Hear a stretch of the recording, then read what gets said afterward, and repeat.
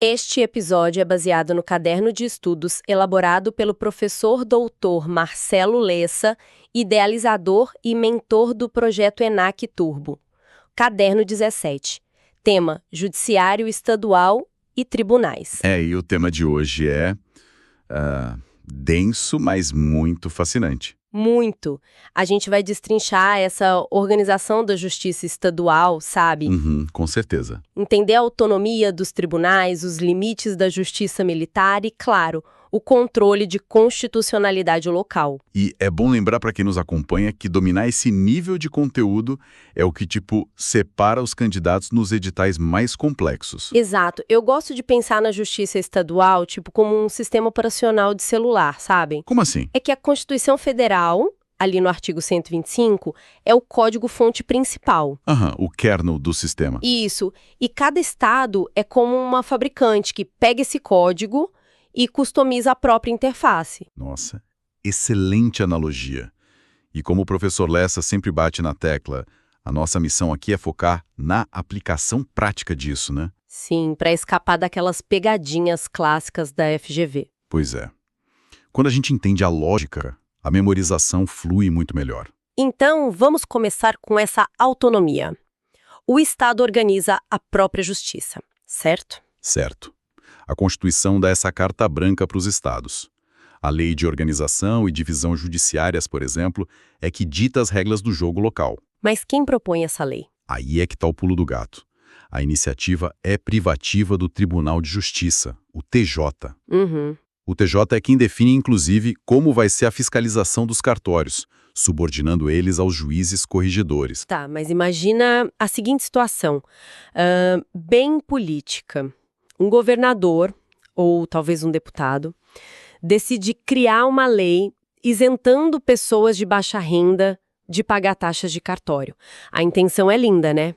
Isso passaria? Olha, essa é a clássica casca de banana da FGV. Sério? Total. O professor Lessa alerta muito sobre isso. É uma inconstitucionalidade formal por vício de iniciativa. Ah, porque não partiu do TJ. Exatamente. O STF nas ADIs 1709 e 3401 já bateu um martelo dizendo que os emolumentos cartorários têm natureza tributária. Ah, eles são taxas, então. Isso, taxas. Então, qualquer lei que altere ou isente esses valores precisa nascer privativamente lá no próprio Tribunal de Justiça. Nossa, o legislativo ou o executivo não podem se meter nisso de jeito nenhum, então. De jeito nenhum. O cofre é do judiciário. Entendi. E falando em dinheiro do judiciário, e os precatórios? Bom, o artigo 100 da Constituição dita as regras. Tem a fila cronológica, mas idosos com mais de 60 anos ou pessoas com doença grave têm super preferência. Eles furam a fila. Furam, mas tem um teto muito rígido. Qual é o limite? É o triplo do valor fixado para requisição de pequeno valor, a famosa RPV. E se o valor da pessoa for maior que esse triplo? O que passar disso volta para a fila cronológica comum. O Estado não pode simplesmente quebrar para pagar um único precatório gigantesco. Faz sentido. Agora, mudando um pouco de escala. E se uma lei municipal for completamente absurda? Quem resolve isso? Aí entra a ADI estadual. O Tribunal de Justiça julga essas leis estaduais ou municipais usando a Constituição do Estado como parâmetro. Tá, mas eu tenho uma dúvida de ouro aqui. E se essa lei municipal ferir direto a Constituição Federal, o TJ pode usar a CF como parâmetro direto? A regra geral é não. Não. Não pode. Mas tem uma exceção que despenca em prova, que é o tema 484 do STF. Ah, me conta mais sobre isso. O STF decidiu que o TJ pode sim usar a Constituição Federal, mas só se for uma norma de reprodução obrigatória pelos estados. Tipo princípios que o Estado é forçado a copiar para a Constituição dele, né? Perfeito, exatamente isso. E o que acontece se o STF e o TJ estiverem julgando a mesma norma ao mesmo tempo? Esse é o fenômeno dos simultâneos processos. Que nome chique. Né? Mas a regra é simples. A ação no Estado fica obrigatoriamente sobrestada, ou seja, suspensa. Até o STF decidir. Exato. A supremacia da Corte Maior tem que prevalecer. Entendi. E quem é que pode entrar com essa ADI no Estado? Várias pessoas, mas tem uma pegadinha forte aí. A Constituição proíbe que a legitimação seja de um órgão só. Como assim? É vedado o monopólio. O Estado não pode dizer que só o Procurador-Geral de Justiça pode ajuizar a ação, por exemplo. Ah, para evitar a blindagem política. Com certeza. Exatamente isso. Bom, vamos para uma área um pouco mais tensa, segurança pública. Como ficam os tribunais militares estaduais? Eles têm um escopo bem restrito. Eles julgam apenas PMs e bombeiros militares. Nunca civis. Nunca civis em tempo de paz. Isso é regra de ouro. E qualquer estado pode ter um tribunal de justiça militar? Não, o Estado precisa ter um efetivo superior a 20 mil militares para poder criar um TJM. Entendi. Mas imagina esse caso prático, que a gente vê direto no noticiário. Um PM de folga briga no trânsito e comete um crime doloso contra a vida de um civil. Quem julga esse cara? São os próprios colegas lá na Justiça Militar? Olha, é muito fácil cair nessa armadilha, mas o professor Lessa é categórico ao desmontar essa ideia. Tem uma trava magna no artigo 125, parágrafo 4º. E o que essa trava diz? Diz que crimes dolosos contra a vida de civil, cometidos por militar, vão inafastavelmente para o tribunal do júri. Ou seja, justiça comum pura. Isso. A sociedade julga. A justiça militar não encosta no caso. Perfeito. Agora vamos falar sobre acesso à justiça. Porque o judiciário não pode ficar só nos gabinetes, né? De jeito nenhum. A Emenda 45 de 2004 trouxe inovações gigantescas para aproximar a justiça da população. Como a justiça itinerante, por exemplo. Exatamente. O TJ é obrigado a instalar justiça itinerante usando ônibus, barcos, equipamentos comunitários em áreas muito remotas. E as varas agrárias também entram nisso? Com certeza. Varas especializadas em conflitos fundiários. E o detalhe mais legal é que o juiz deve ir pessoalmente ao local do litígio. Ele sai da cadeira e vai ver a terra.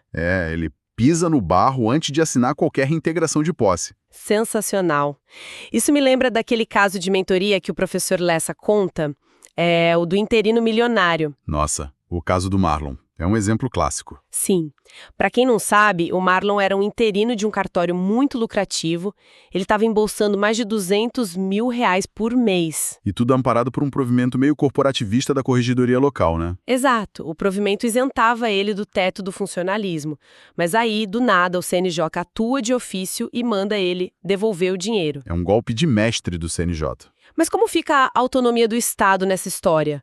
O CNJ não está ferindo essa autonomia ao passar por cima da corregedoria local? Essa seria a defesa óbvia do Marlon na prova, mas a gente destroça isso fácil. Como? Primeiro, o STF, na ADI 4638, diz que o poder correcional do CNJ é originário e concorrente. Ah, não precisa esperar a corregedoria do Estado agir, então. De forma alguma. O CNJ pode agir direto. E o segundo ponto, que é fatal, é sobre a natureza do trabalho dele. Ele não era o titular do cartório, né? Exato. Ele não fez concurso. Ele era só um interino cobrindo a vacância. O STF, no tema 779, definiu que o interino é um mero preposto do Estado. Caramba! Então ele se submete inexoravelmente ao teto remuneratório dos ministros da STF. Uau! É impressionante como as peças do direito constitucional se encaixam tão bem na prática. É um raciocínio estruturado, não tem furo. Muito bom. Bom, para garantir que quem está acompanhando a gente fixe tudo isso, vamos fazer aquela revisão premium de memorização. Opa, vamos para o fichamento estratégico do caderno. Isso, os 10 pontos inegociáveis do professor Lessa. Eu vou puxando os temas e você manda a regra de forma contundente. Fechado. Manda a primeira. Ponto 1. Sobre a autonomia local. A regra é clara. Os estados organizam sua própria justiça, artigo 125, parágrafo 1º da Constituição. Beleza. Ponto 2. Iniciativa de organização. O projeto de lei que impacta fóruns e cartórios é de iniciativa privativa do Tribunal de Justiça. Ponto final. Excelente. Terceiro ponto, os emolumentos. Leis que isentem ou alterem taxas de cartório precisam nascer no TJ, conforme a ADI 1709. Ponto 4, a ADI estadual. Os tribunais de justiça julgam as leis estaduais e municipais em face da Constituição estadual. Certo. Quinto ponto, quem pode entrar com essa ação? A legitimação é plural. É totalmente proibido o monopólio da ação por um único órgão. Ponto 6, parâmetro nacional. O TJ pode usar a Constituição Federal como parâmetro na ADI estadual, sim, mas apenas se for uma norma de reprodução obrigatória. É o tema 484. Ponto 7. A criação do Tribunal de Justiça Militar. Só é permitido em estados que tenham mais de 20 mil militares no efetivo. 8º ponto. Tribunal do Júri versus Justiça Militar. Justiça militar não julga civis. E militar que atenta dolosamente contra a vida de civil vai direto a júri popular. Ponto 9. A Justiça Itinerante. Obrigatória. O uso de equipamentos comunitários para alcançar os limites territoriais mais isolados. E, para fechar, o 10º ponto, as varas agrárias. Elas são especializadas para conflitos de terras e o juiz tem a obrigação de ir pessoalmente ao local do litígio. Sensacional, essa revisão rápida é ouro puro para a hora da prova. Com certeza. E para consolidar tudo isso, vale lembrar da reflexão final do caderno. Assim, sobre a função de tudo isso. Exato. O judiciário estadual e os cartórios não servem só para ficar resolvendo litígios burocráticos e herméticos. É a tal da justiça multiportas, né? Exatamente. O notário, o registrador, eles estão ali para garantir a segurança jurídica e pacificar o tecido social antes mesmo que o problema vire um processo. É prevenir em vez de remediar. É isso que garante a verdadeira ordem jurídica justa que a gente tanto estuda. Perfeito. Bom, para quem está imerso nessa jornada, fica a pergunta. Tem algum assunto específico desse edital ou de outros cadernos que vocês gostariam de aprofundar nos próximos encontros? Deixem aí para a gente saber. E agora, vamos para os nossos recados finais. Podcast produzido a partir do conteúdo do projeto INAC Turbo, sob autoria e orientação do professor Dr. Marcelo Lessa. Se esse conteúdo te ajudou, não esqueça de se inscrever no canal e ativar o sininho das notificações. Assim, o YouTube te avisa imediatamente assim que o próximo resumo for liberado. Até a próxima!